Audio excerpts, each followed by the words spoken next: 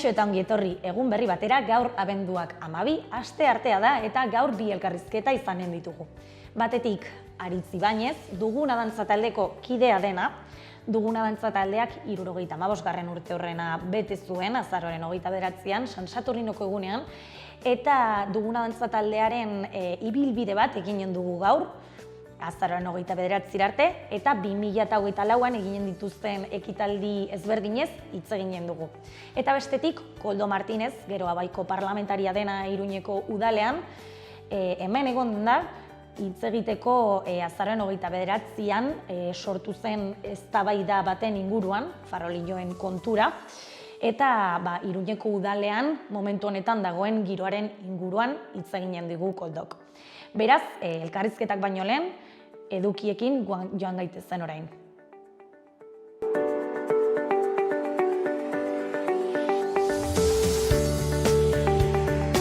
Goazen orain, gaurko efemeridekin. Gaurko egun batean, baina 1804an, Espainiak Frantziaren lagun zen oraingoan, gerra deklaratu zion Ingalaterrari. Urte batzuk geroago, 1900en, Max Planckek gaur egungo fisikaren oinarri den teoria kuantikoa erakutsi zuen. Egun berean, baina 1903an, Espainiako Kongresuak igandetan jai egiteko lege proiektua onartu zuen. Eta bukatzeko 1915an, Hugo Junkersek lehenengo erabat metalezkoa zen abioia aurkeztu zuen Berlinen.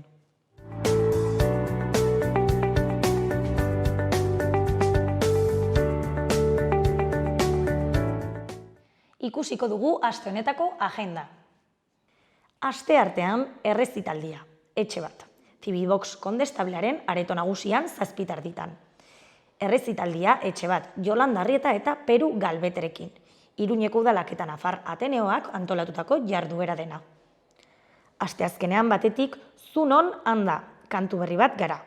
Zunon handa programari esker, Durangoko azoka Iruñerrira dator eta Jon Maiaren kantu berri bat gara, disko liburua aurkeztuko du Laban. Arratsaldeko 7:00 Laban. Bestetik, Nafarraziak dokumentalaren emanaldia. Nafarraziak Hortzadar Euskal Folklore Elkarteak Argentinara egindako bidaiaren inguruan egindako dokumentala eskainiko dute Burlatako Axular Elkartean. Arratsaldeko 7:00. Ostegunean batetik eta gauetik Euria liburuaren aurkezpena. Fertxu Izquierdoren azken liburua aurkeztuko dute abenduaren 14ean, ostegunean 7:00 Txantreako biltokin. Bestetik, Zaldiko Maldikoko irakurle taldea, sakonean itsasoa ikusten da. Ostegunean, Ilak 14 arratsaldeko 7:00 Zaldiko Maldikoko irakurle taldeak Patxi Zubizarretaren sakonean itsasoa ikusten da izango du hizpide. Idazlea bera bertan egonen da. Ekitaldia irekia da. Larun batean batetik Atortxurrok 28. Elkartasun jaialdiaren 28. edizioa eginen da larun batean Atarrabian. Arratsaldeko 4:00 hasi eta goizeko 6:30 bukatuko da jaialdia. Bestetik, Ane Etxegoienen kontzertua. Ane Etxegoienek bere azken lana aurkeztuko du Gaiarre antzokian. Festa. Festandirik gabe joan ziren pandemia urteei egiten die erreferentzia diskoak. Bertan, hainbat lagun gonbidatuko ditu. Haien artean abeslariak, musikariak, abesbatzak eta dantzariak. Berarekin ospatzera eta herri kantak interpretatzera. Arratsaldeko 8:00 hasiko da kontzertua eta sarrerak 20 euroan eskura ditezke. Jarraian, aurrendako antzerkia. Gure kanoa, txontxongilo antzerkia. Sanduztelaiko Cibiboxean, goizeko 12:30 ordu 1:30. Eta bukatzeko tailerra, aurrendako sormengunea. Bali berdea, egutegi basatia, Sanduztelaiko Cibiboxean ere. Arratsaldeko 5:30 7:00. 6 eta 11 urte bitarteko entzat zuzenduta 10 leku daude eta 2 eurotara. Izena eman ondotik zozketa izanen da. Amaitzeko igandean aurrentzako zinema. Superheroien familia. Jetbidek 11 urte ditu eta aitaren superheroi mozorroa txikitu egin du. Horregatik, aita ezinen da gehiago superleo izan. Baina bere bizitzak sekulako aldaketa jasango du aita ordezkatuz hiriko superheroi bihurtzeko aukeratzen dutenean. Superheroien familia filma eskainiko dute beltoken arratsaldeko 5:30.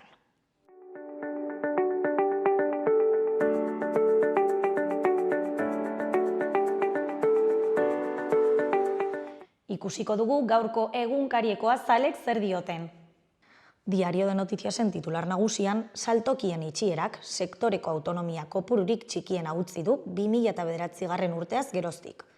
Kotizatzaileen kopurua 9.297 jeitsi da azken urtean.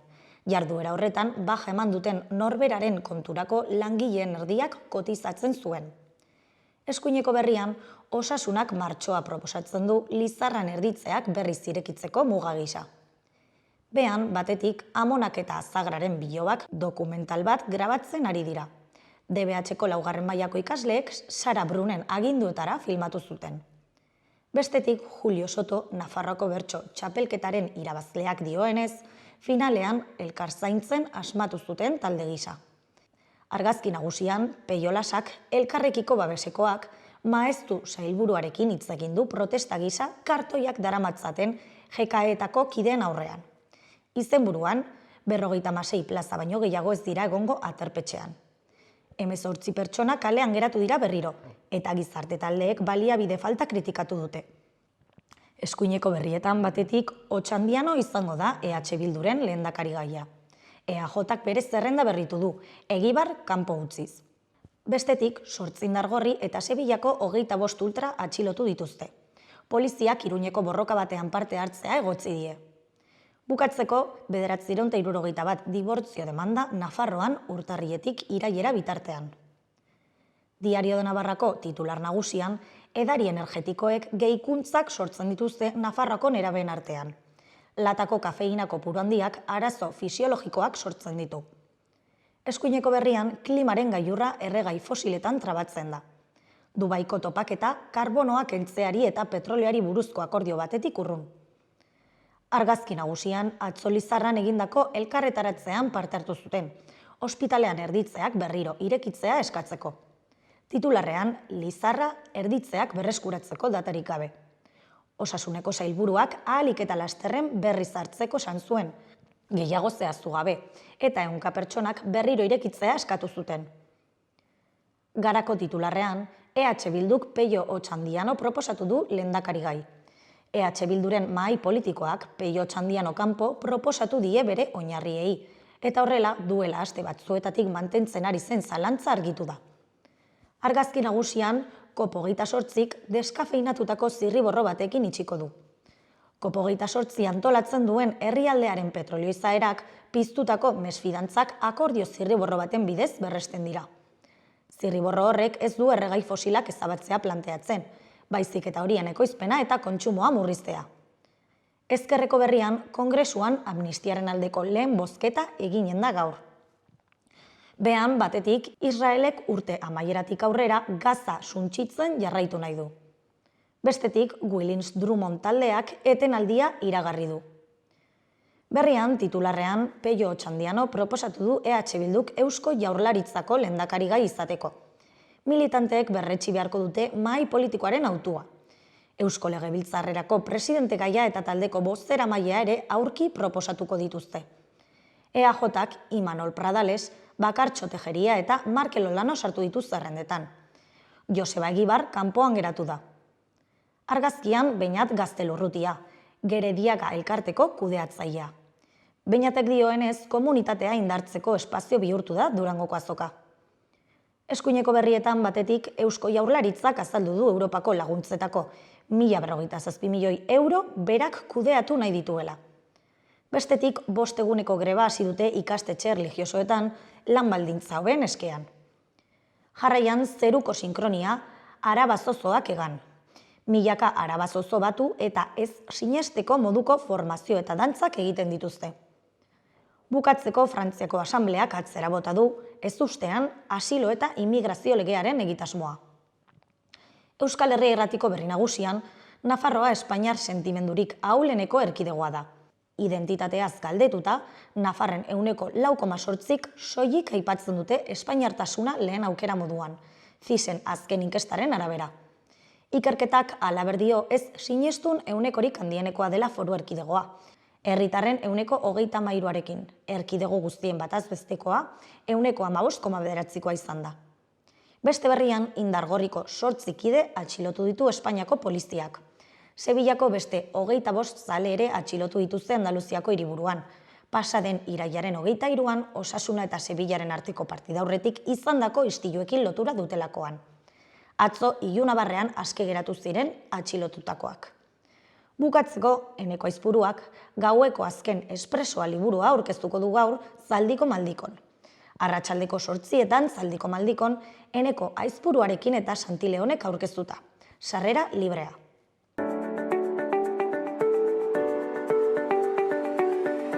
Kaixo eta ongi etorri gaurko lehenengo elkarrizketara, oraingoan Aritz Ibainezekin gaude, duguna dantza taldeko kidearekin. Arratsaldeon eta ongi etorri, Aritz. Bai, arratsaldeon eta mila esker.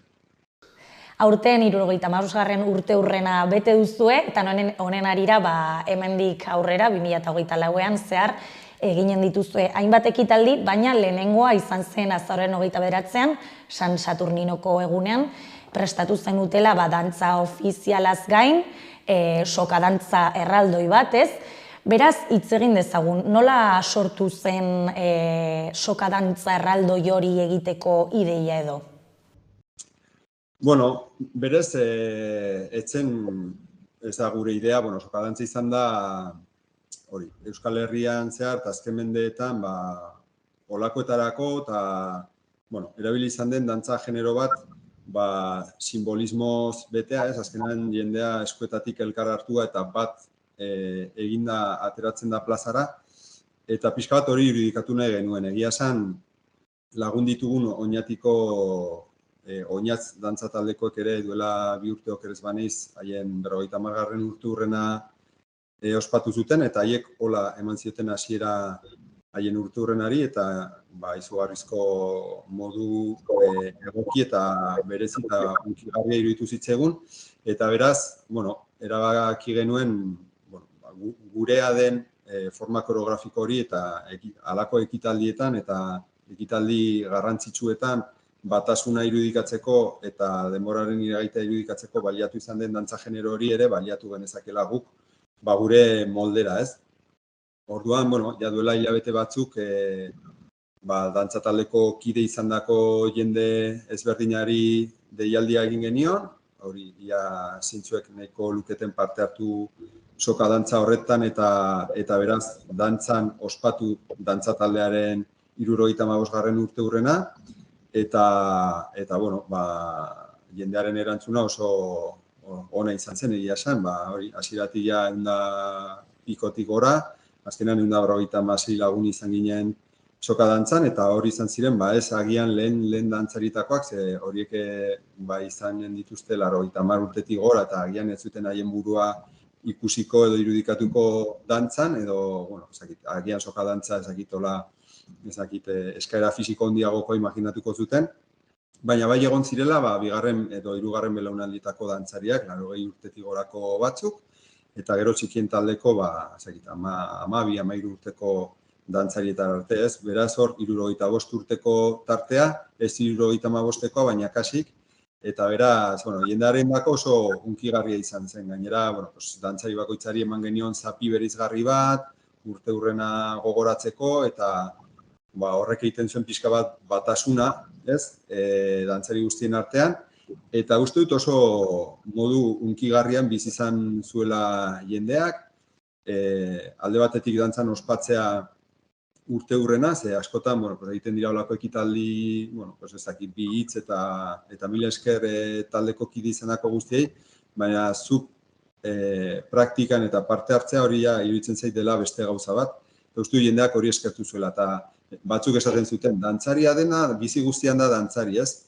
Eta hori, erakutsi zuten batzuk, eta hola bizi izan zuten, ez? Nahiz eta, adinean gora egin, oraindik ere dantzatzeko gogori ez zaiela desagertu, eta beraz, guretako oso berezia izan zen horregatik, eta gero, esate baterako Iruñeko Orfeoiko kideak ere gonbidatu genituen dantzara, Orfeoiak hartu baitzuen taldearen nolabait mantenua lehen urte horietan, eta pixka bat eskerrak emateko, eta Igor Ijurra Orfeoiko zuzendaria bera egon zen dantzan gurekin, eta gero Iruñeko dantza taldei ere gonbidapena luzatu genien, eta ordezkaritza bat ere izan zen, eta beraz, denen artean adiski dantzan, hori hartu dugu aurtengo urteurrenerako lelo gisa, aritu izan ginen soka dantza horretan. Eta adiskidantza horrekin zer adierazi nahi izan duzue? Bueno, alde batetik, hitz joko hori ez, adiskide eta dantzan ere badu hor, hain zuzen ere hori izan baita edo ulertzen baitugu gure taldearen ibilbidea guztia, ez? Irudikatzen genuen gure dantza taldearen ibilbidea 75 urteko soka dantza baten modura, eta gero aipatuko dugu agian kartelaren nondik norakoak, baina horregatik hautatu dugu soka dantzaren irudi hori bai grafikoki, baina baita urteurrenari hasiera emateko ekitaldi hortan ere soka dantza, ez? Eta soka dantza horren bitartez, modu simbolikoan adieraztea taldetik pasa den jende hori guztia eta azkenean nola adiskidetasunean izan den hori talde guztietan ere izaten dira une ez horren gozoak, ez? Baina esanen nuke adiskidantza handi baten ondorio eta fruitu dela taldea urteurren hau ospatzera heldu izana. Ez dira talde guztiak heltzen eta iruditzen zaigu ospatzekoa dela eta hain zuzen ere adiskidantza horretan. Eta ez bakarrik taldeko jendearen artean, baizik eta kanpoan edo taldeko kide izan ez diren beste jende eta beste talde batzuekin ere adiskidantzan ze. Harreman horiek guztiek asko lagundu izan digute eta asko ikasi dugu haiengandik eta haiekin ere eskutik hartuta ospatu nahi dugulako urteurren hau, beraz horregatik adiskidantzan lelo hori. Soka dantza egiteaz aparte eta prestatzeaz aparte aurretik egin zenuten ohikoa den dantza, ez? Dantza ofiziala, gero prozesioan ere egon zineten, konta eguzu pixkat egun osok egitaragoa, ze gero ere egin zenuten 200 pertsona baino gehiagoko bazkaria, ez? Bai, San Saturnino eguna guretako Iruñeko eguna esaten diote orain, guretako egun berezia da, ze hori izan zen, eta horregatik eman diogu hasiera egun horrekin urteurrenari, hori izan zen gure dantza taldea lehendabizikoz kalera atera zen eguna, 1959. Orduan, hor jadenik taldearen asmentatik, bere funtzio nagusitako bat da Iruñeko festa handietan, dela San Saturnino eguna, edo San Ferminak, batasunaren privilegioa, San Fermin txiki, zera udalbatza laguntzea, segizioan, eta gero, behin segizioa bukatuta, udalplazan dantzatzea. Azken urte hauetan, guk sortutako errepertorioa egiten dugu, eta poliki-poliki Iruñeko, ondare koreografikoa bilakatzen ari den sentsazioa dugu guk, jendeak dantza horiek berezkotzat edo sentitzen dituela edo dantza horiekin identifikatzen hasten dela, eta beraz hori egin genuen prozesioan parte hartu eta ondotik trokeo dantzak eman. Aurtengoa pixka berezia izan zen, ez genuen alde batetik, ohikoa dugun erritu hori esan dezagun, ze azkenean guk hola ulertzen dugu, erritu gisa, hori ez genuen aldatu nahi, taldeak 75 urte betetzen zituelako. Nahi genuen hori beti bezala egin, gero egia da, udalak Iruñeko zigilua eman zigula pixka taldearen ibilbidearen eta egindako lanaren eskertzan edo, eta ekitaldi berezi bat izan zen udaleko, olako ekitaldiak egiten diren saloi noble hortan, han ere dantzatu genuen, eta ondotik, korrika jetxi, soka dantza egin, Gazteluko plazaraino joan, eta berriz Burgoen plazara itzulean egin genuen talde argazkia, dantzara bildu ginen, baina gero dantzan egin ez zuten beste hainbat lagunekin, eta gero bazkari izan genuen zentralen, 230 bat lagun bildu ginenan, eta hor bai izan zirela, lehen dantzaritako batzu, esate baterako Maritere Paños, gero Gerardo Lezea, 80 urtetik gorakoak, eta gero hortik jaitsi eta poliki-poliki, gaur egun taldean diren gaztetaraino, ez? Eta oso giro ederrean, egia esan, ikusiko dugu hemendik aurrera nola doazen urteurrena ospatzeko gainontzeko ekitaldiak, baina hasiera guretako behintzat, zoragarria izan zen, jendea oso pozik eta oso eskertua geratu zen, eta beraz, behintzat ongi hasi gara, gero ikusiko nola jarraitzen dugun eta nola bukatzen, baina bai, egun hori, oroitzeko eguna izan zen guretako. Nola joan aldatzen San Saturninoko eguna 1959az geroztik, ze imagino, hasiera baten izango zinetela, bueno, ez dakit zure kasuan momentu horretan zeuden, imagino zeitz. Baina ez dakit, izango ziren dantzari gutxiago ez, eta gutxinaka, nola joan da evoluzionatzen edo garatzen hori? Bai.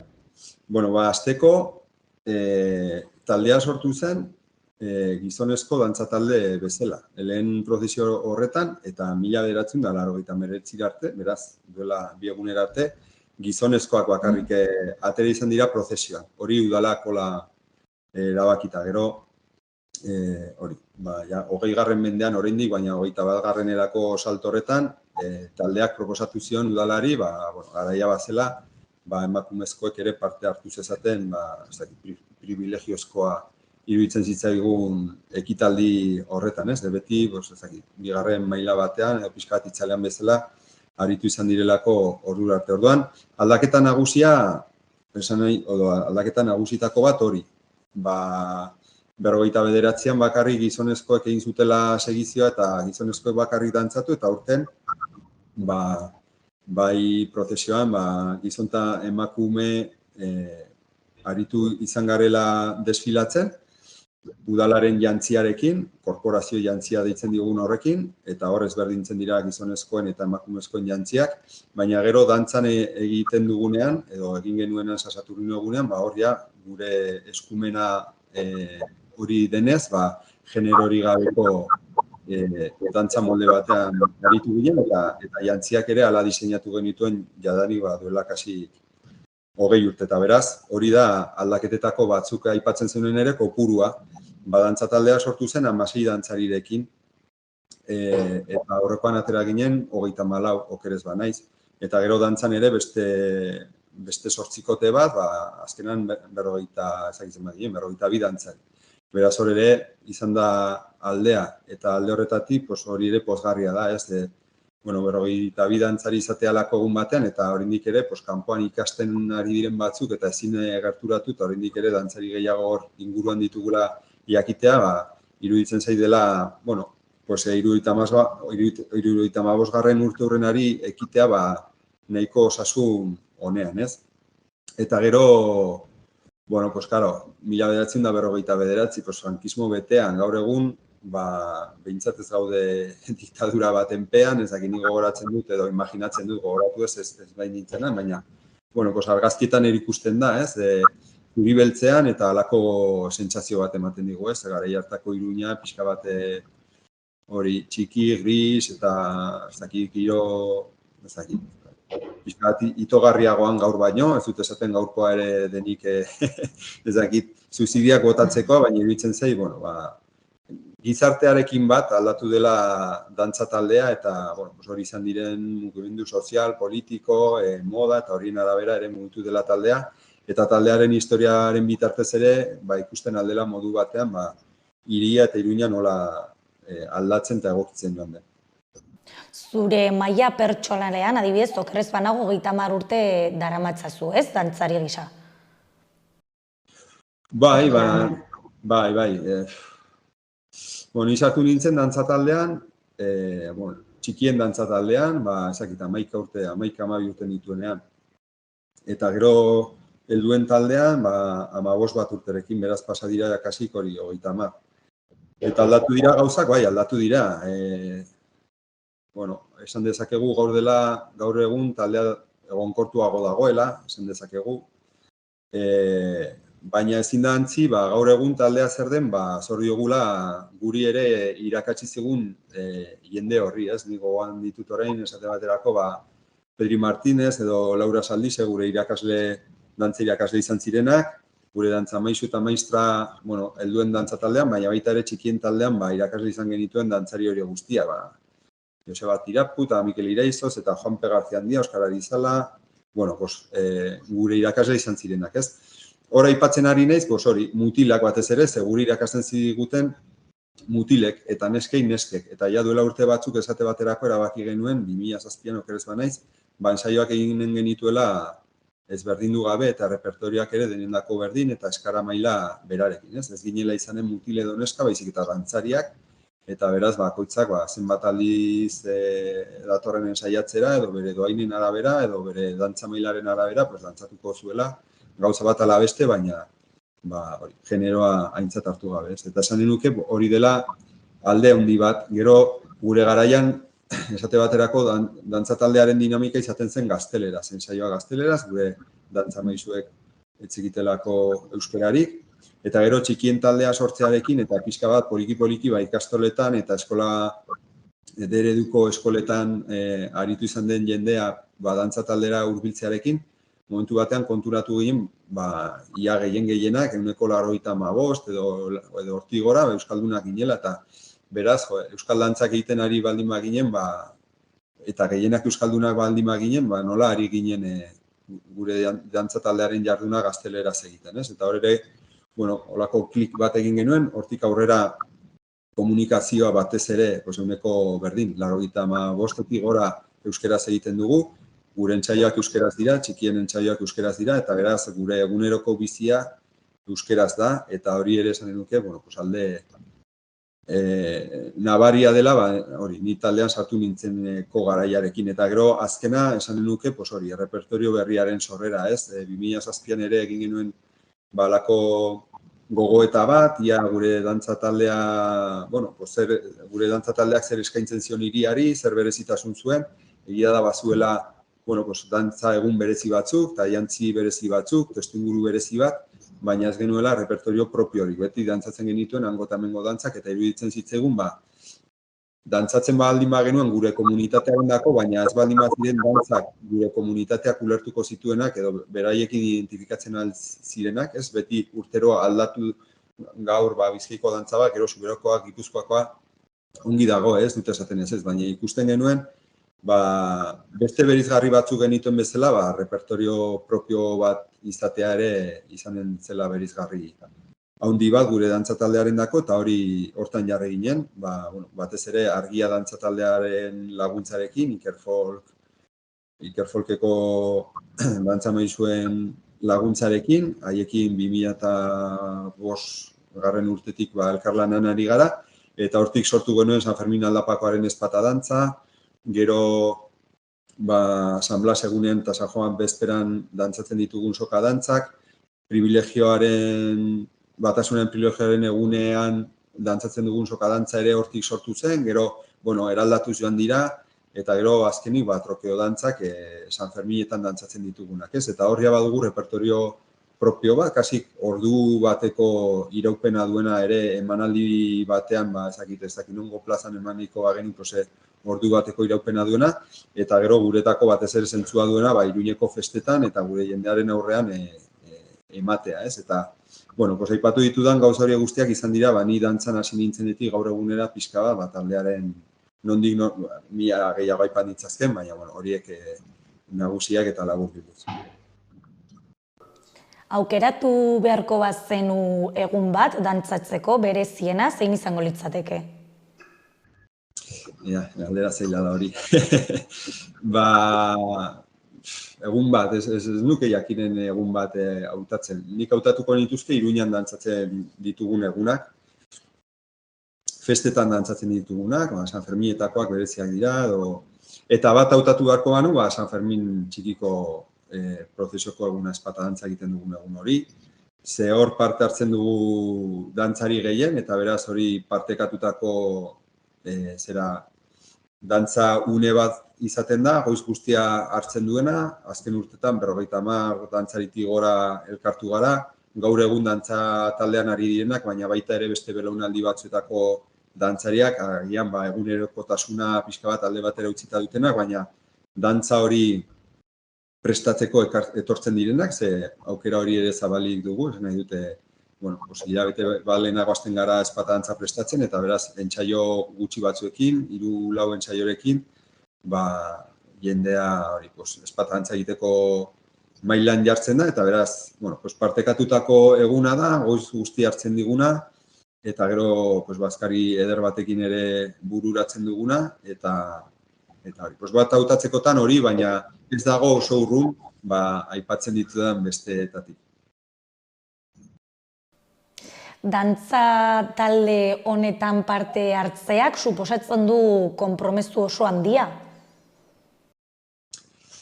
Bueno, bakoitzak hartzen du nahi duen konpromesua, esan nahi dut, ez da konpromesu jakinik eskatzen, bai, bueno, pues entzaiotara etortzearekin eta hola, noski, gehiago datorren jendeak, pues, ezakit, eskarmentu handiagoa lortzen du eta maila handiagoa. Hala ere saiatzen gara, alden neurrian eta aldenetan, jende guztiari aukera ematen dantza ahal izan dezan, pues, egun baten ez baldin bada bestean, ez? Baina bai iruditzen zaigula, egiten dugun horrek baduela garrantzi bat, ez dela, ezakit, ez da gauza gutxal bat dantzatzea guretako. Eta orduan saiatzen gara jendeari hori helarazten, ez? Guri erakatsi digute dantzan egitea ez dela folklore hutsa, ez? Batzuk esaten duten bezala da, bueno, pues ekintza politiko bat, komunitatea eratzeko, irudikatzeko modu bat, eta beraz irudikatzen dugunez komunitatea trinkotzen eta egiten laguntzen duen zerbait. Zuk dantza batzuk ikusten dituzuenan eta identifikatua sentitzen baldin bazara dantza horiekin sentitzen zara zerbaiten parte, eta beraz horretan, bueno, uste dugu egiten dugula gure ekarpena, bakoitzak erabaki dezala ze komunitateko kide sentitzen den gu dantzan ikusten gaituenean, Iruñetik hasi eta bakoitzak ikusiko du noraino luzatu nahi duen komunitate hori, baina bueno, uste dut dantzariek batzuk gehiago beste gutxiago, baina badutela hori gogoan, eta plazara eta kalera ateratzen diren bakoitzean, ez direla bakarrik pasatzera ateratzen, hor ari garela gure hiria ere modu batean ordezkatzen, eta kanpora ateratzen garenean ere bai, ez? Orduan, diodan bezala, gure dantzariak dira batez ere gazteak, ikasleak, lanean ari den jendea, baina uste dut, 7:30-etatik 9:30-etara dantzari bilikatzen direla, eta, bueno, entsaioetara ez dira etortzen denbora pasa, lan egiten dute, eta baina haien gogoz esanen nuke ez dela bakoitzak hartzen duen konpromesu hori, bueno, voluntarioa da, baina uste dut jendeak, bueno, sentitzen duenez egiten duen hori, ematen duela beretik. 75. urte hurrenaren harira, Maite Mutuberria ilustratzaileak sortu du kartel moduko bat. Konta iguzu bere esanahia, agertzen dira hainbat dantzari, hainbat, justo 75, ez? Bai, pixka lehen aipatzen nizunaren hildotik, ez? Hasteko Maite Mutuberriarekin harremanean jarri ginen, aspalditik jarraitzen dugulako bere lana eta iruditzen zaigulako ilustratzaile zoragarria, eta, imaginatzen genuenean gure urte hurrena nola izan nahiko genukeen, hori, marrazkietara ekarri eta iruditzen zitzaigun, Maite Mutuberria bezain ongi, beste norbait izan ote ziteken kapaz hori irudikatzeko, ez? Orduan, berari eskatu genion eta, bileratxo batzuk egin genituen berekin, aipatzeko, zer zen pixkat, pasa nahi genuen mezua, ez? Eta hori, lehen aipatzen nuena, irudikatzen baldin badugu gure dantza taldearen historia, soka dantza bat bezala eta dantzari belaunaldi batek besteari nola pasa izan dion, dantza jakintza bat eta baita ere balore batzuk eta gauzak egiteko molde batzuk eta hola, ez, pixkat eskutik eskura. Hori oso modu egokian irudikatzen zela sokadantzaren bitartez, eta sokadantza horretara ere egonbidatzen ahalko genituzkela, bestelako lagunak musikariak eta, beste dantza talde batzuetako kideak eta bar, ez. Orduan, sokadantzaren idea hori partekatu Maiterekin eta gero forma berak eman dio. Hori, 75 pertsonai hautatu ditu, hori bere baratzeko usta da, horren beste pertsonai izatea, urte bakoitzeko bat, eta gero, pertsonai bakoitza batzuk bere imaginazioaren fruitu, beste batzuk, gaur egun dantzatzen duten dantzariak, hori korporazio jantziarekin, edo gure trokeo dantza, espatantza eta sokadantzako jantziekin, baina aintzat hartu nahi izan ditugu esate baterako, emakumezko dantzariak esate baterako segizioetan ateratzen ez zirenean, nola dantzatzen zuten postkolonialistantziak, horiek ere agertzen dira bertan, musikariak ere bai, gaur egungoak, baina baita beste garai batzuetakoak ordezka ditzazketenak, baita ere, eta ez ditugu ahaztu nahi, udaleko beste taldeak, udal txistulariak, udal gaitariak, Pamplonesa musika banda, erraldoi eta kiliken konpartsa, haiekin ere harreman handia izan dugu. Agian ez dira agertzen fizikoki, kartelaren nondik norakoak eta neurriak eta hola ere, erraldoi bait sartzea esate baterako marrazki horretan desorekatu bai zezakeen pixka konposizioa ez, baina guk hor sentitzen ditugu ere, eta baita horren definituak ez dauden pertsonaietan guk ikusten ditugu gurekin 75 urte hauek partekatu dituzten beste dantzatalde batzuk, eta bereziki argia dantzataldearen orbitan esan dezagun, ezagutu ditugun eta haiengandik horren beste ikasi dugun dantzataldeak, ez, eta horregatik agertzen da argia dantzataldearen murrizka ikuskizunean dantzatzen zen zaldikoa, ez, esate baterako. Eta hori da pixka bat kartela, aurkezpenean Maitek aipatzen zuen, pertsonaia horiek salto eginen dutela dantzara beste formato batzuetan, urte hurrenean zehar erabiliko ditugunak afitxetan edo erakusketetan edo publikazioetan, eta hori da, pixka bat afiz gisa aurkeztu dugu irudia, baina irudi zabalago bat imaginatzen dugu urte hurrenari ere itxura emateko. Beraz, kartelarekin batera horre ginen duzue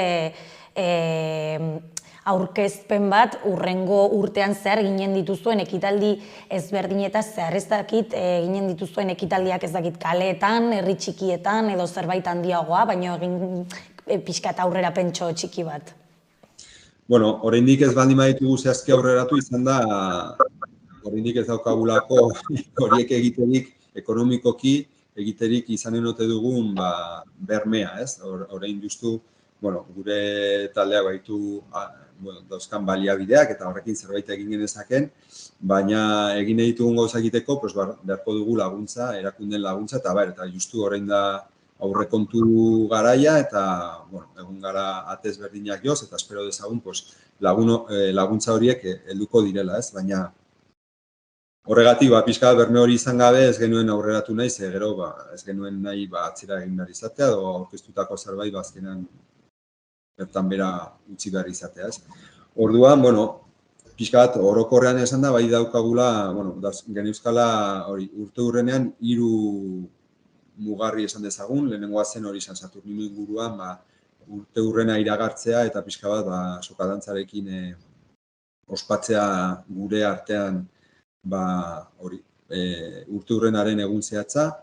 Gero, martxo apirila aldera gure intentzioa litzateke egitea erakusketa bat, taldearen historia pixka bat kontatuko duena baita ere, genuen bezala grafikoki eta guretzako garrantzitsuak diren gai batzuk ukituz, pixka bat taldearen garapena lotuz artistikoki, ze molde ezberdinetan dantzatu izan den dantza taldea, baina baita ere gizartearen lehen aipatzen genuen goraberen arabera nola mugitu izan den dantza taldea, generoari erreparatuz edo hizkuntzari erreparatuz, ez?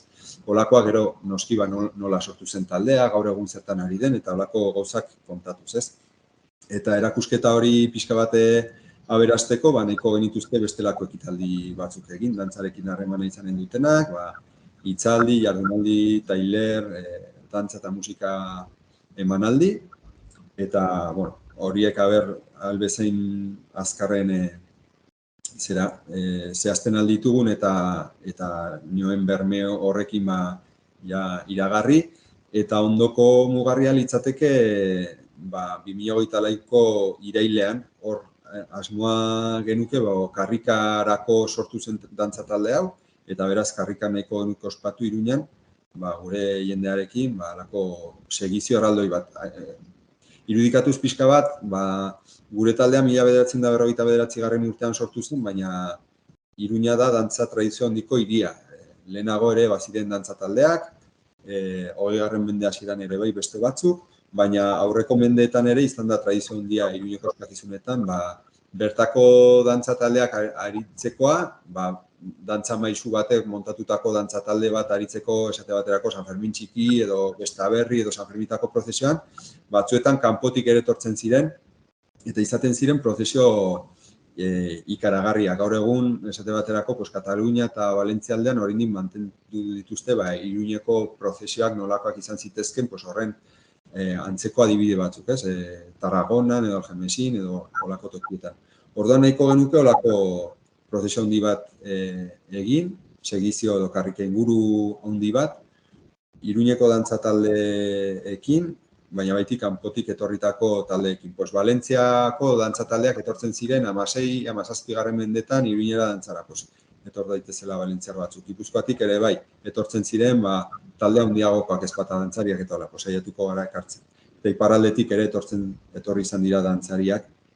Orduan pixka bat, Iruñaren dantzaren historia zeintzuek idatzi duten, hori karrikara ekarri gaur egungo formato batean, eta garai batean halako ekitaldiek izan zezaketen erlijio kutsu hori pixka bat aintzat hartu gabe. Izan dadin gauza zibil bat, eta horiek dira eta gero beste gauzatxo txiki batzuk, baina batez ere horiek izanen lirateke mugarri nagusiak eta esan bezala ia egiteko gai garen.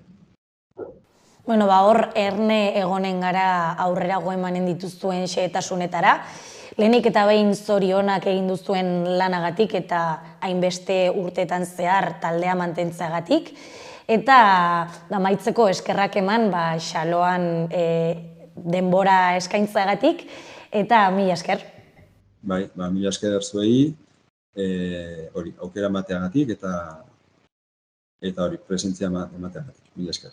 Eskerrik asko.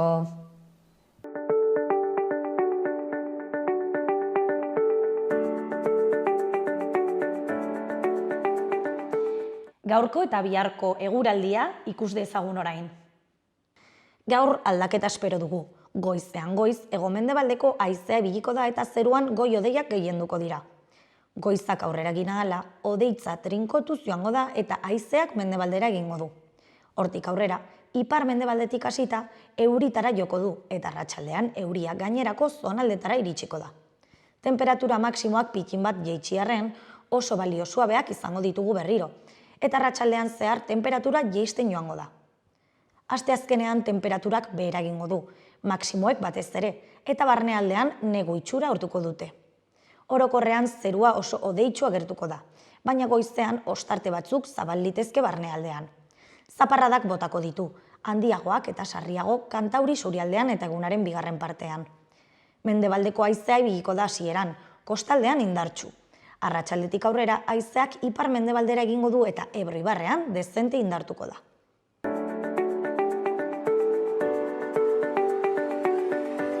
Ostia, bat dut pixkat beroa, Bero, bueno. Bai, hemen aldatu dugu platoa. Bai, ikusten dut, pixkat, más moderno, tal, txik. Bai, bueno, nabari da hobeki zabiltzatela.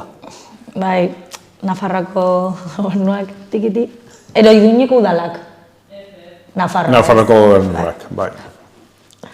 Iruña. Vale. Prest, Teresa. Vale. Ja? Vale. Kaixo eta ongi etorri gaurko bigarren elkarrizketara, oraingoan Koldo Martinezekin gaude, geroa baiko parlamentari Iruñeko udalarekin, arratsaldeon. Zinegotzia, parlamentaria baino, baina bai, berdin dio. Baina zinegotzia Iruñeko udalean, hori da, momentu honetan. Parlamentari izan duzu. Parlamentari izan duzu. Baina berdin dio, bai. Berdin dio. Beraz, hitz egin dezagun pixkat, ikusi ditugu albisteak azken egunetan, pixkat giroa horrela pilpilean dago, San Saturninuko... Ni udalera ailegatu nintzenetik egoera pilpilean. Pilpilean zegoen, ez? Bai. Ez du hobera jo. Azken albiste bezala San Saturninuko egunean gertatutako kontua izan da, ez? Farolilloen kontua. Baina kokatzearren, joan bergara pixkat, iraganera ez, apirilean gertatutako zerbait, ez? Bai, eske oso kuriosoa izan da zen, apirilean UPN-ek alkatetzatik merkatari elkarte bati debekatu egin zion, edo ez zion baimena eman, farolilloen ekitaldi bat egiteko, ezta? Eta, eta segurtasun arrazoiak, eta aipatzen zituen UPN-ek, eta, debekatu egin zien, edo, hobeto esan da, ez zien baimena eman. Eta, ara non eta, hilabete batzu beranduago, Ibarrola andereak, UPN-ekoak, UPN-eko alkateak, berak, farolilloen ekitaldi bera, edo handiagoa, eta beraz grabeagoa, larriagoa, bultzatu egiten du eta antolatu egiten du. Eta guk hori geroa baitik hipokritatzat hartu genuen, eta gure ezezko borobila jaso zuen noski Ibarrolak antolatutako ekitaldi hori.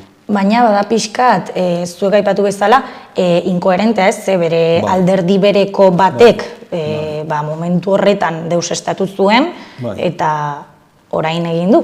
Guztiz inkoherentea da. Eta ze arrazoi daude horren atzetik zuen ustez? Nik uste dut Kristina Ibarrola alkateak ongi daki bere postua arriskuan dagoela.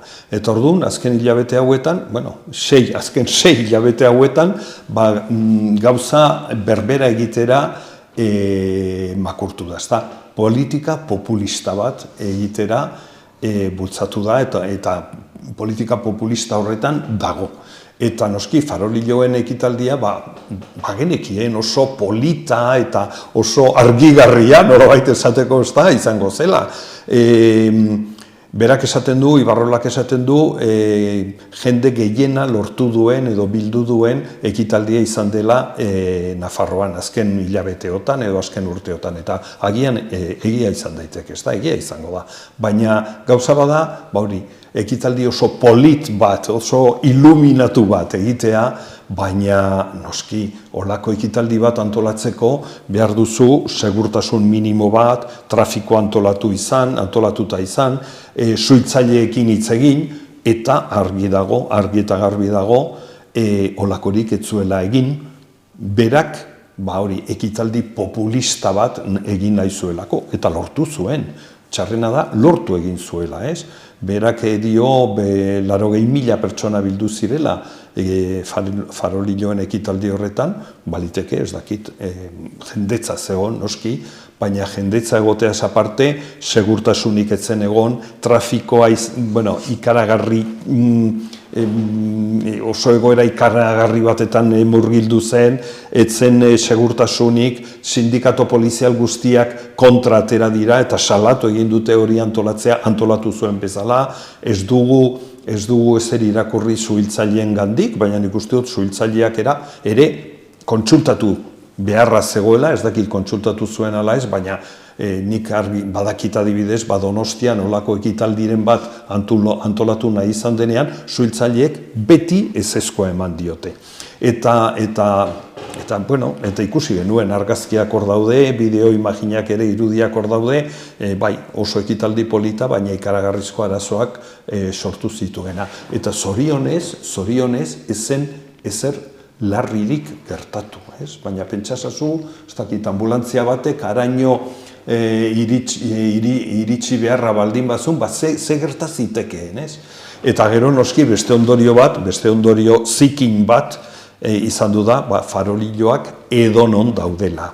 Leku guzietan, etxe guzietan, zuhaitz askotan, oraindik farolilloak hor daudela. Eta egia da, biodegradableak omen direla, baina karo, noiz biodegradatuko dira, eta bitartean, hor daude, adibidez, Iruñerriko mendi eta ladera guztietan daude farolilloak, eta hainbat teilatutan oraindik ere, eta zuhaitzetan.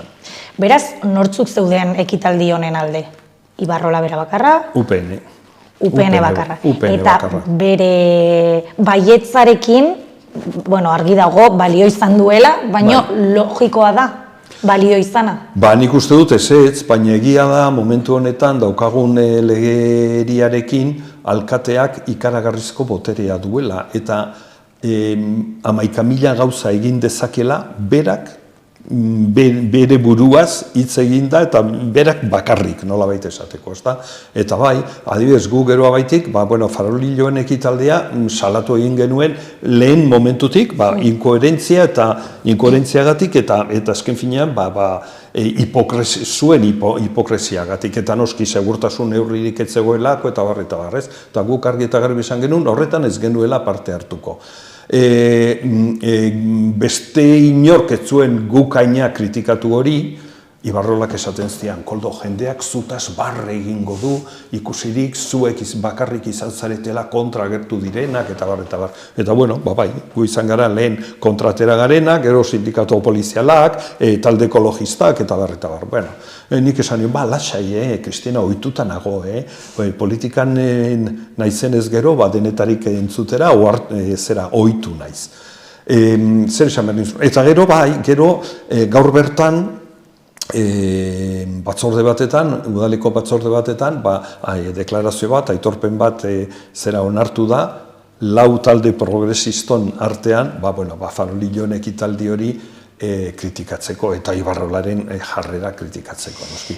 Hala ere ez da eztabaidagai den gai bakarra, ez? Ze giroa dago duela 6 hilabetetik ona ez da hobetu, okertu, ez? Okertu egin da, noski. Baina begira, nik esaten duena da, orain dela 6 hilabete, bagenekien olakorik gertatuko zela. Bagenekien, eta zoritxarrez, 6 hilabete hauetan, 4 talde progresistok eman dugu, denpora guztia eman dugu, Ibarrola kritikatzen, bere politika arbuiatzen, ze txarki, ze gaizkeri dena egiten, eta bar. Orain dela 6 hilabete bagenekien hau gertatuko zela, edo olako zerbait gertatuko zela. Eta momentu hartan ez ginen gai izan, elkartzeko eta alkate progresista bat udalean jartzeko. Eta hori nolabait gure errua da. 4 talde progresiston errua edo ardura edo responsabilitatea, berdin zait. Eta ez duzu uste kritika hutsean gelditzen direla gauza horiek eta ez dezutela gauza zehatzik egiten?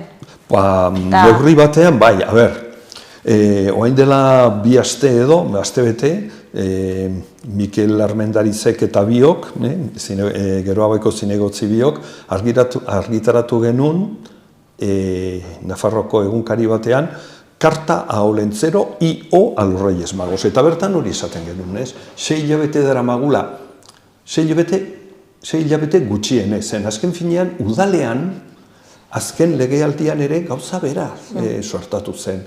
Talde progresistak ez ginen, ez ziren ados jarri eta upeneko alkate bat izan dugu. Eta elkarrekin, 4 talde progresistok elkarrekin lanean aritu izan gara 4 urte horietan. Beraz, 4 urte eta 6 hilabete, 5 urte elkarrekin lanean aritu gara eta kritikatik ez gara ateratzen. Nik espero dut, eta horregatik idatzi genion Olentzerori, Olentzerok zentsura mozioa ekarriko digula. Espero dut, desio dut, nahi dut, eta hori ez da arrazoi bakarra. Iruñak zentsura mozioa behar du. Eta nola egiten da zentsura mozioa? Bueno, zentsura mozioa egiteko oso gauza erraz eta teorikoki simplea. Erraz esan nahi dut, zen azken finean 4 urte terdi hauetan elkarrekin lanean aritu izan gara, beraz badugu nolabaiteko programa bat, ez da programa zehatza, baina 4 urte terdi, azken 4 urte terdi hauetan, honetan, adostu egin ditugu hainbat gauza 4 talde progresistok udalean, hor daukagu, programa izan daitekeen oinarria, programa izan daitekeen funtsa, eta horretaz gain, adostasuna lortu beharko genuke, ezta? Nola egiten da hori? Ados jarri, esan hau da gure programa minimoa, eta egina dago, nola baita esateko, hain bultzatu 4 urte terdi hauetan bultzatu ditugun gauza guzti horiek hartu, kopiatu, eta hori izango litzateke programa, adostu, eta esan, jazta, programa badaukagu, 4 ados jartzen gara, erabakitzen dugu nor izango den alkate, eta zer nolako gobernu taldea behar dugun udalean, demagun. Zentsura mozioa egiten dugu, Kristina Ibarrola kritikatzen dugu, danagatik, zeren zoritxarrez dana da kritikagarria, erabakitzen dugu demagun Joseba Ziron alkate, bale? Bueno, hori adosten badugu, aurrera pauso galanta izango litzateke. Horretaz gain, noski, gobernu taldea erabaki beharko litzateke. Hots, zeintzu sartzen dira gobernu taldean? Bildu bakarrik, Bildu eta PSN, Bildu eta PSN eta geroa bai, Bildu eta PSN eta geroa bai eta kontigo zurekin, Bildu eta kontigo zurekin bakar, bueno, hori adostu egin beharko genuke, baina nik uste dut, alkatetzaren aldaketa guztiz beharrezkoa dela Iruñarentzat, guztiz beharrezkoa.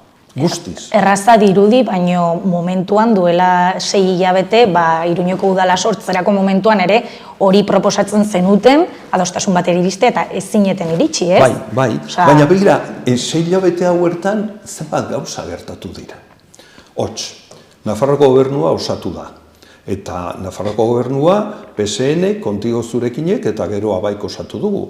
Eta, bueno, Bildu kanpoan geratu da, baina adibidez, pasaden legealdian, lau aurrekontuei baiezkoa eman die, beraz, nolabaiteko adostasuna badago, eta nolabaiteko programa edo programantzeko bat ere bai.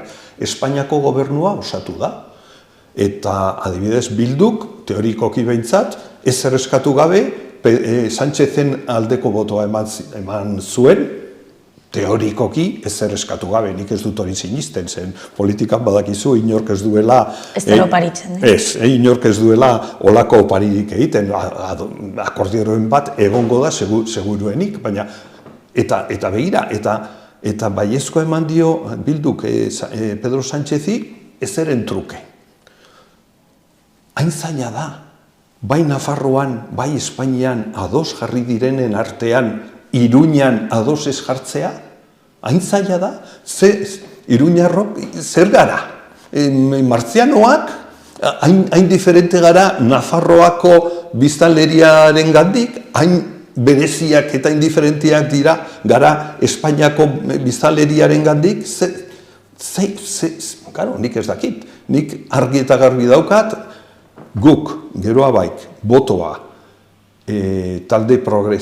boto gehien lortu zuen talde progresistari emango diogula Nafarroan, Espainian eta noski Iruñan, eta horrela egin genuen gure botoa Joseba Zironetzat izan zen, jakinik PSNek ez zuela boto hori emango, baina guk konpromiso hori genuen argi eta garbi horrela egin dugu gauden instituzio guztietan eta horrela egiten jarraituko dugu. Zaila, bai, badirudi zaila dela, ez dakit, baina hori Bilduk eta PSNek esan behar dute. Eta zer gelditzen zaizu, zer detonante zer behar da aurrera pausor egiteko zuen lau alderdien artean, alderdi progresisten artean, giroa hobea da? Oso girona daukagu, geure artean, benetan, hobea, ez da hobea, zinezkoa da hobea izatea, oso ona da. Ia ez, ia gabe. Hartzen ditugun erabaki guztiak, proposatzen ditugun proposamen guztiak, argitara ematen ditugun adierazpen guztiak lauron artean adosten ditugu, edo behintzat adosten saiatzen gara. Eta ez dakite, publiko egin baino lehen, nik zerbait baldin badaukat, publiko egin baino lehen, beste hirurekin komentatzen dut, eta aldaketak proposatzen badizkidate, aldatu egiten dut, eta hori gauza bera egiten dute, bai Bilduk, bai PSNek, eta bai kontigo zurekinek. Beraz, arazoa ez da gurea, arazoa, PSN eta Bilduren artean dago, eta nik espero dut, benetan espero dut, Olentzerok ekarriko dizu espero dut benetan, Olentzerok aldaketa ekarriko digula Iruñako alkatetzan. Garaia da, 6 hilabete luze daramagu horrela, edo, pixka bat usten badiazu, 4 urte eta 6 hilabete. Eta zenbat erabaki hartu dituen, ez? Adibidez, parkinarena, ez? Bueno, parkinari buruz, ez du erabaki bat hartu du erabaki bat, egunero, hori da, egun bat ez aldeko zera, ondorengo egunean kontrakoa, gero kontsulta bat, gero kontsulta aldatu zuen, gero, Begira, nik uste dut parkinaren asuntoak argi eta garbi uzten duela zenolako politika erratikoa duen emakume honek, ez? Emakume honek eta UPNek, oso politika berriz ere inkoherentea, ez? Obrak hasi ziren, gelditu egin zituen, gero kontsulta mota bat publikatu zuen, gero hori kendu eta gero beste bat argitaratu du, momentu honetan gainera astelenean, gaur da asteartea da, atzo hasi zen ja kontsulta, eta horre ere, galderak aldatu egin ditu, erantzun konkretu batzuk proposatzen ditu, guk hori, kontsulta hori ere salatu egin dugu, zen uste dugu, kontsulta bat egin baino lehen informazio prozesu zabal bat egin behar dela, kontsultatuak diren pertsonekin, eta galderak ez diren bezalakoak izan, zeren nolabait teledirigituak daude, galderak egiten dizkizunean, galderak egiten ditunak ere, erantzun bat edo beste proposatzen ditu, eta beraz guk kontsulta hori guzti salatu dugu. Argi eta garbi daukat baita ere, ez dakit zenbat jentek parte hartuko duen, inor ez da publikoki behintzat kontsultaren kontra, kontsultan parte ez hartzera bultzatzen agertu, eta nik uste dut, berdin dio zenolako erantzuna duen kontsulta honek, Kristine Ibarrolak bere alde erabiliko du emaitza, bai ala bai. Zenbatero elkartzen zarete zinegotziak hor udalean Ibarrolak hartzen dituen erabakiak eztabaidatzeko? Nola egiten da hori? Nola egiten da? Adibidez, esango nizuke, astelen guztietan egiten dugula bilera bat, bilera, lasai eta sendo bat, baina gero astean zehar egunero biltzen garela, egunero. Ezke horregatik esaten dizu, galdetu diazu, oain harremana hobeagoa da? Ezin da, zinezkoa da hobeagoa izan, ez dakit, hainona da, ze horrela jarrai genezake, ez dakit, inilo tempore, baina nik uste dut, kritika egitea oso ongi dago, besterik ezin baduzu, kritika egitea oso ongi dago, eta hori gure lana da, besterik ezin badugu, baina ahal dugu, besterik ahal dugu, eta egin behar duguna da, alkatea aldatu. Eta epe luzera edo epe laburrera ikusten duzu hori? Nik uste dut, Oletzer hori idatzi diot esanez, abenduan aldaketa albenduan baldin bada, hobe, berak ezin badu, ea errege magoek ekartzen diguten urtarrilean. Errege magoek ere ez badigute aldaketa ekartzen, otsailean, bastakit nori eskatuko dio, baina azken finean, hori bai dagoela gure esku, konpon daitezela, ez? Euren artean konpon daitezela Bildu eta PSN, zein kontigo zurekinek eta guk argi eta garbi, azironi eman genion botoa. Beraie jakingo dute zer daukate eskuen artean, eta hori ez, eta Nafarroko gobernua osatu da, eta martxan dago, Espainiako gobernua osatu da, talde berberekin edo antzekoekin, eta Iruñan zergatik ez. Eta niz naiz nekatzen, hori esaten, oso nekagarria da, baina ni hori ari naiz, behin eta berriz errepikatzen, eta jendeak esaten dit, oso zaila da, zer da zaila? Espainiako gobernua osatu da, Nafarroko gobernua osatu da, hainbat herrietako udalak osatu dira. Zer daukagu Iruñako pertsonok hori lorrez dezagun? Ze beste erabaki kritikatu dituzue geroa baitik Ibarrolak hartutakoak, adibidez? Guztiak. Guztiak? Guztiak, guztiak. Zerbaitekin bat egin duzue? UPNerekin? Bai, begira,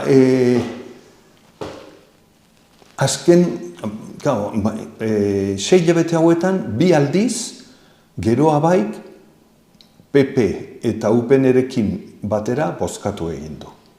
2 aldiz. Batean, Los Caídosi buruz. Los Caídos eraikina momentu honetan daukagun legeak babestu egiten du. Los Caídosen edozein gauza egiteko, daukagun legea aldatu behar dugu. Hor badago, sententzia bat, Tribunal Administratibo de Navarrarena delakoarena, esanez, Los Caídos ez dela eraikin frankista bat. Azken finean, Los Caídos por España, edo por Dios y por España, ez dakit nola jartzen duen hor frontispizioan, hori estalita dago, oial batekin estalita dago, eta hori dela baina ez dela eraikin frankista bat. Alderdi sozialistak proposatu zuen aitorpen bateetan, esaten zuen horre, Los Caídosen hainbat gauza egin behar direla, eta gu ados gaude. Gero bain badira eraikina suntsitu nahi dutenak, eta beste batzuk resignifikatu, birsignifikatu egin nahi dutenak. Ez daukago horretan, erabaki bat hartuta. Baina guk esaten genuena da, hori esatea aldatu behar da, eta ez dakit zer, eta beste, mamira ez bagoaz, gazteleraz esango dut, marear la perdiz dela. Eta guk, perra, eiztu nahi dugu, harrapatu egin nahi dugu, ez txorabiatu. Eta proposatu genuen, legerian zer nolako aldaketak egin behar diren, eta legeak aldatzeko gehiengoa behar dira. PSN-ek ez zuen gure emendakina onartu, eta orduan ez genuen PSN-erekin, Bildurekin eta Kontigo Zurekinekin bozkatu.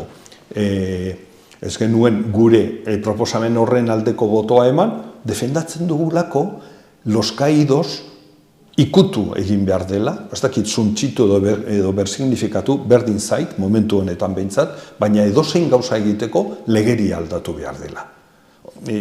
Eta mamitik, funtsetik. Zen bestela, egiten duzun edozer gauza Los Caídosen, edonork errekurri dezake eta irabazi. Eta beraz, hori gerta ez dadin, legeria aldatu behar da. Hori izan da gai bat. Eta bestea izan da, Comisiones Obreras Sindikatuak eskatu zuen, eta PSN-ek uste dut eraman zuela adierazpena, edo Kontigo Zurekin egaz nahi zegoelatzen. Comisiones Obrerasek salatu egin zuen, Iruñan badagoela eskultura bat, La Familia deitzen dena, eta eskultura hori matxista dela, eta patriarkadoa bultzatzen duela, eta ez dakizer, eta hori suntsitu egin behar duela. Eta guk benetan, uste dugu lelokerietan aritzea dela hori. Eskultura bada, bere denporakoa, da figuratibo abstraktoa, nolabait esateko, ez da figuratibo hutsa, eta egia da, gizonezko handiagoa dela, eta gero emakumea txikitxoagoa, eta seme eta alaba daudela ume bi txikiagoak, oa indikan noski. Eta esaten, Komisionesek dio hori feminismoaren eta berdintasunaren kontrakoa dela, eta ez dakizer, eta horrela hasten bagara, non bukatzen dugu. Zer egingo dugu? Historian zehar eman diren, dauden idatzi diren hainbat liburu, filmatu diren hainbat pelikula, egin diren hainbat eskultura debekatu behar ditugu. Horrek ez du bukaerarik. Nigo horatzen naiz, parlamentuan nengoela, oain dela ja 7 urte edola, momentu batean erabili nuen literatura espainiarrean dagoen esaldi bat, llora como mujer lo que no has sabido defender como hombre. Eta UPN-ko batek esan zian, hori matxismoa da, eta matxismoa baldin bada, bai, onartzen dut, eta egia da, oso esaldi matxista da, baina literaturan dago, Espainiar literaturan, oso liburu famatu batetan. Hori ere debekatu nahi bauzu, begira, hasten bagara, adibidez, eskulturak zentsuratzen, Picasso guztia armairura eraman beharko genuke. Eta hori da zentzurik ez duena. Eta gainera hori ere inkoherentea da. Zan nahi dut, begira. Eskultura hori zentsuratu egiten dugu, eta kendu egiten dugu dagoen lekutik, eta ez dakit nora eraman behar dugun. Baina handik, astebetera, zinegotzi guztiak, joan ginen, hartzapezpikuari ongietorria ematera, Elizaren idazkaria den, ordezkaria den Artzapezpikuari, eta berarekin prozesioa egin genuen, joan ginen Eliza batera, santu atera genuen. Eliza, hori bai dela instituzio matxista bat. Eta denok joan ginen. Hori bai dela instituzio matxista, eta denok, zinegotzi guztiak. Santua hartu, baitzere gizonezkoa, eta santua. Hartu eta Iruña, eta kaleetan zehar, hori paseatu genuen. Nik hori inkoherente, esan nahi dut, egin behar duguna da berdintasuna bultzatu, baina gaurko, gure, egungo, politiketan eta ekintza guztietan, eta hezkuntzan eta denetan, baina, oain dela, ez dakite, 20 urteko eskultura bat hartu eta kendu, horrek ez du zentzuri. Eta noski koherenteak izan nahi badugu, pues, badugu lana, ez da. Eta berdintasunaren gaia jorratzeaz gain, adibidez, beste gai bat zurrumurrua ere piztu duena, izan da euskararen gaia, hemen Iruñean. Bai. Hor ez zarete akordio batera iristen, bai, bultzatzen duzue. Euskararen gaia, nik uste dut, eta hau argi eta garbi izan behar da, nik uste dut Usue Barkos gobernura llegatu zenetikan onera, gobernu mailan aurrera pauso galantak eman direla euskararekiko. Euskarak eta euskal taldeek eta inoiz baino laguntza gehiago daukate eta bar.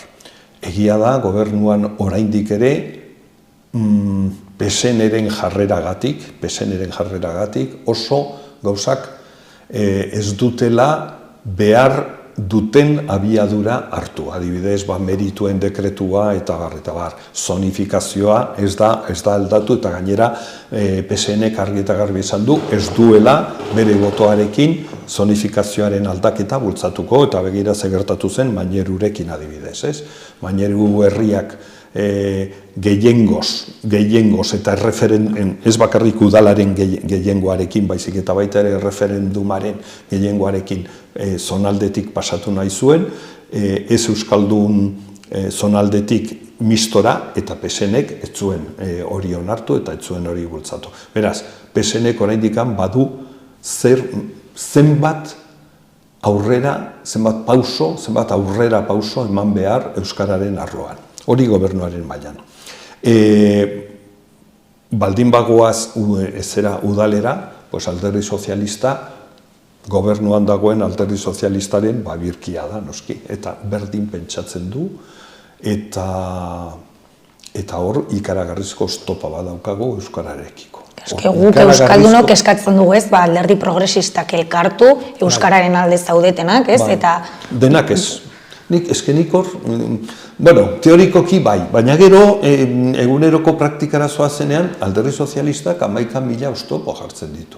Eta egia da baita ere, adibidez, badakit lelokeria badela, baina adibidez alkateak, Ibarrola alkateak, gehienetan, buenos días egunon esaten duela. Hori orain dela gutxi ezen gertatzen. Txorrada bada. Egia da. Baina, alderdi, UPN, bakizu, UPN-ek euskara bultzatzen du behar duen momentuan eta behar dituen gauzetarako. Eta alderdi sozialista berdin, antzerako. Begira, orain dela gutxi, ez dakit, gu ez ginen joan ekitaldi horretara, pentsatzen genuelako oso, populista zela eta hola, baina Ibarrolak berak deitu nindun eta esan zian, koldo, kartelak gaztelera hutsean daude, euskarazkoak eskatuta daude, baina ez dira iristen, eta, jakin dezazun, eta bale. Baina gero, badira, adibidez, orain publikatu da, oso liburu interesgarri bat, privilegioaren 600 urte urrena dela eta, gaztelera hutsean. Eta beraz, UPN ez da ordenantza betetzen ari, eta hori salatu egin dugu.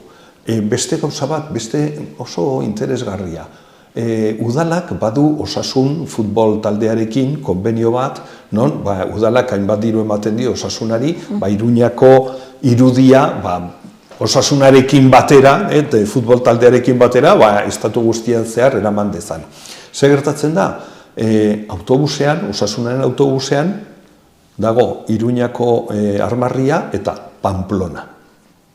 Eta ez du jartzen Iruña, ez? Eta ez du jartzen Iruña. Gero baitik, salatu egin genuen hori, adierazpen bat sartu genuen, esanez, udalak zerbait egin beharko lukeela, Pamplona Iruña agertzedin, UPNren erantzuna izan zen, autobus hori estatu osoan zehar ibiltzen dela, eta beraz ez dela beharrezko Iruña jartzea, eta guk salatu egin genuen hori, adierazpena atera genuen, eta etzen atera, UPNek kontrako botoa eman zuelako, PPek kontrako botoa eman zuelako, eta Alderdi Sozialista abstenitu egin zelako. Eta, orduan, parean geratu ginen, eta, boto de kalidad delako hori edo, galdu egin genuen adierazpena.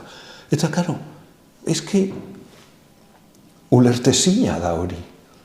Hainbeste kostatzen zaio Alderdi Sozialistari bultzatzea Osasunaren autobusean, Pamplona Iruña jardadin, eta, por cierto, izen ofiziala da, Pamplona Iruña da. Hainbeste kostatzen zaio. Bai. Eta hori dira, detaitxo txikiak, baina gero, de ereduan gertatzen diren kontuak, ikastetxetan, hori dira beste amaika kontu ez. Pentsa ez, detailetxoekin hasita, hezkuntza mailara baldin bagoaz, gauza bera ez. Zenbat kostatzen den, hori de ereduko zerak egitea. Edo aurrentzat euskarazko eskolak irekitzea. Izango zenuke PSN euskarafoba dela? Neurri handi batean, bai.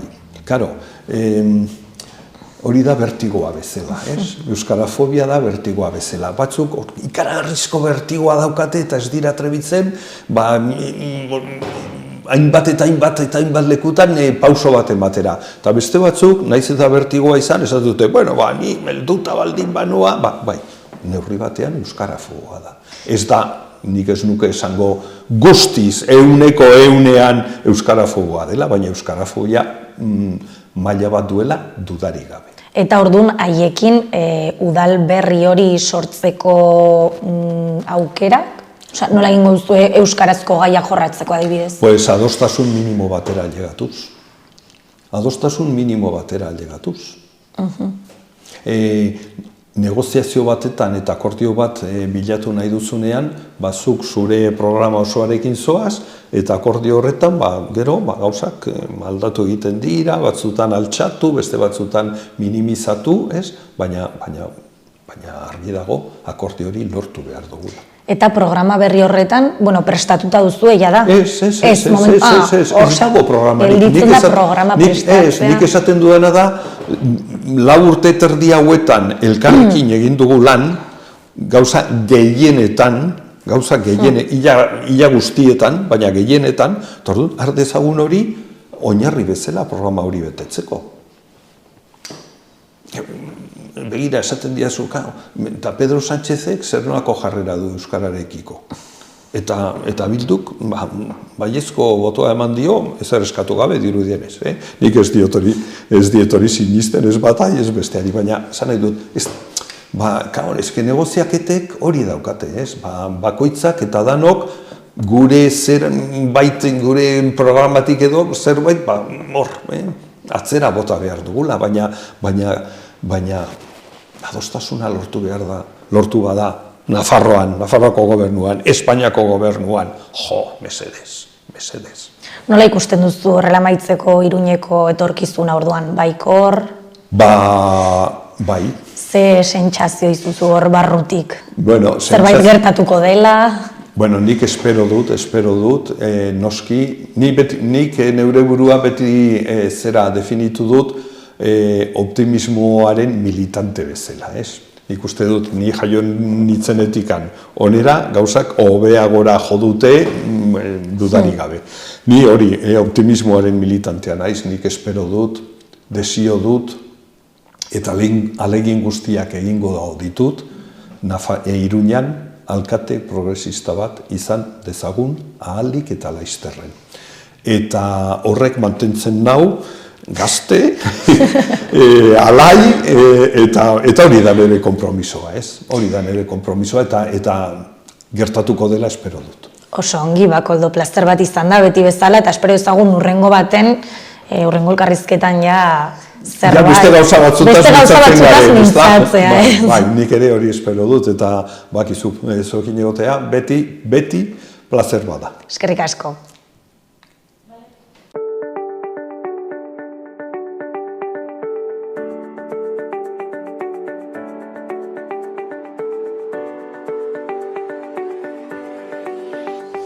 Mila esker beste egun batez hemen gurekin egoteagatik eta beti bezala bihar elkarrizketa berriekin eta eduki berriekin hemen egonen gara. Gobierno de Navarra. Nafarroako gobernua.